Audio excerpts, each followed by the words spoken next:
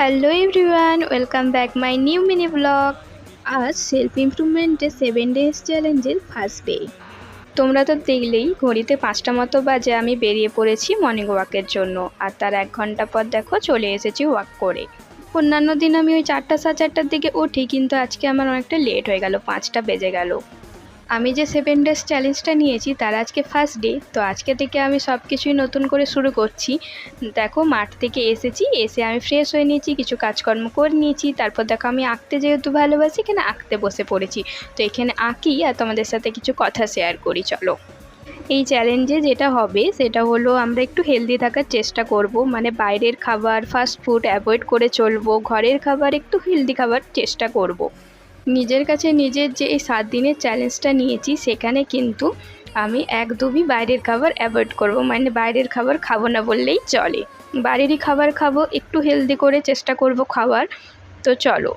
জানো তো এর আগেও অনেকবার আমি চেষ্টা করেছি, কিন্তু কোনোভাবেই সিরিয়াসভাবে সেরকমভাবে নেইনি, তো কয়েকদিন পর সেটা বন্ধ হয়ে গেছে। তো এবারে ভেবেছি সিরিয়াসভাবে নেব, আর 7 দিন চ্যালেঞ্জটা এই জন্যেই নিয়েছি যাতে এই সিরিয়াসনেসটা বজায় থাকে। আমাদের শরীরে খাবারটা অনেকটাই এফেক্ট ফেলে। তো আমরা যারা বাইরের খাবার খেয়ে অভ্যস্ত, একটু চটপাটা ভাজাভুজি খাবার খেতে ভালোবাসি, তাদের কাছে হঠাৎ করে এই হেলদি খাওয়াটা অনেকটাই কষ্টকর। আর মেয়েদের কাছে ফুচকাটা কতটা বড় দুর্বলতার জায়গা সেটা তো জানোই। তো ফুচকা দেখলে এমনিতেই থাকা যায় না, তার উপর এই চ্যালেঞ্জ। তো দেখা যাক এই 7 দিনে কী করে আমি থাকি, আর এই সবটা কিন্তু তোমাদের সাথে আমি শেয়ার করব। আচ্ছা, আজ থেকে তাহলে শুরু হলো আমাদের চ্যালেঞ্জ। তো নিজেকে হেলদি রাখবো আর হেলদি খাবো।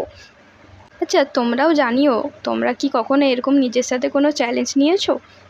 তো কীরকম কী করেছো সবটা জানিও। আর এখানে দেখো আমি আঁকতে যে বসেছিলাম, এখানে একটা কচ্ছপ আঁকছিলাম, সেটাও প্রায় হয়েই এসেছে।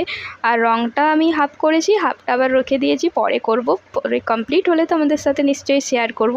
তো আজকের মতো এখানে রাখি, বাই।